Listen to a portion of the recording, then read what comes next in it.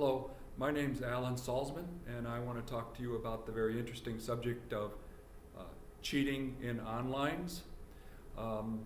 It's March 7th, 2014. It's always been there. Are students bad today, but they were good in yesteryear? I don't think really that that's the case. I think online activity does lend itself maybe to a little more, shall we say, surreptitious activity. Our class has cited a lot of really good reasons for the rise of plagiarism and cheating. Other cultures, for example, pressure on students, and many of our colleagues in the class give us some really good solutions, some alternatives, some ways to use counseling to get around the problem. I agree that these are wonderful solutions offered by some very fine persons who really have their hearts in the right place. There have been other reasons, however, for the rise of this problem, and I cite a few of them here in my PowerPoint. Breakdown of respect for all forms of, students really don't have a great incentive to hold their educations in high honor, at least in some of our institutions. The appeals process also is designed to try, in my opinion, because I've seen it happen, to give a runaround, to work around teachers' disciplinary policies.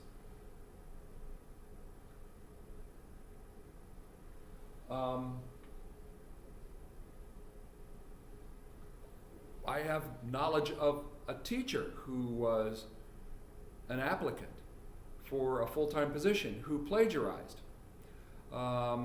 If we have a moral breakdown in academia, what do we expect of the young people whom we serve and who are looking up to us? Like it or not, we are models of something, role models. And yet, teachers many times are not accorded the same respect by those in power over them that they were in previous times. So if professors get less respect than in former times, how much respect from students towards what the professor does should we expect the student to have?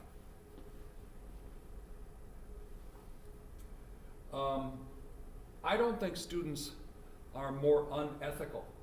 They may be more ethically challenged in our time by situations and structures that we've built around them that I won't say cause them to cheat, but are not strong incentives for them to behave themselves.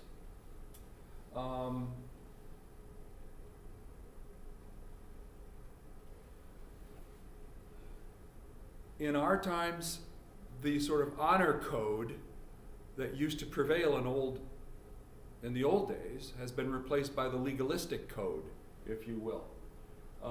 College committees and administration have created these policies which have ballooned in size and complexity of tortured legalistic prose in the last 40 years. Here is a typical policy.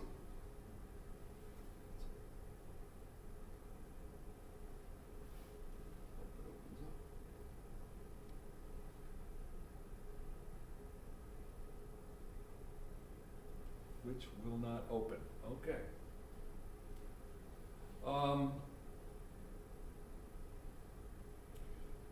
Individual policies, not just college policies, have also ballooned in size.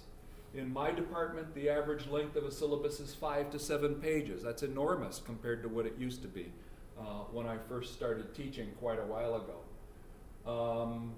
You have to cover yourself. That's the reason that's given. Every little single contingency, every little turn of phrase has to be meticulously and carefully worked.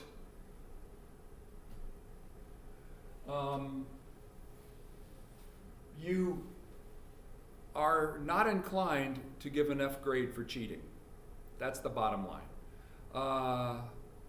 I do, but you always know that you can look forward to an extensive and a humiliating appeals process.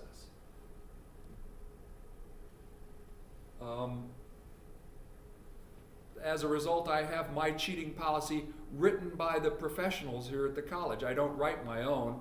I don't have my own plagiarism policy because it's been overturned and subverted so many times through the appeals process. This is actually it. I'll put it online in the course. So I thought it was a remarkable question for the 7th session here. We're going kind of back to the beginning because we're looking at what are those terms and conditions under which education in the online environment can proceed most effectively. And one of the first readings did deal with the assessment criteria in the brave new world of online teaching. And here we are again in week 7, looking at the same thing. This was from the first week. Student products often involve nonlinear associational webs of representations, etc., etc. Peer-developed and peer-rated forms of assessment complement faculty grading, which is often based on individual accomplishment in a team performance context. And that's from our first reading. So it's all collaboration. Grading should be, not the old-fashioned way. It should be some new neo-millennial way.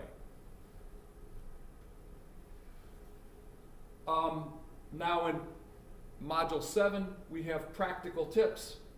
Very welcome, that reading. It was excellent. So my feeling is that we're struggling with this issue. I know I am. I always have since the start of the online teaching movement began. But we'll only improve if current trends are reversed and greater autonomy and respect are accorded to the faculties. The alternative is the continued decline of education. That's my opinion.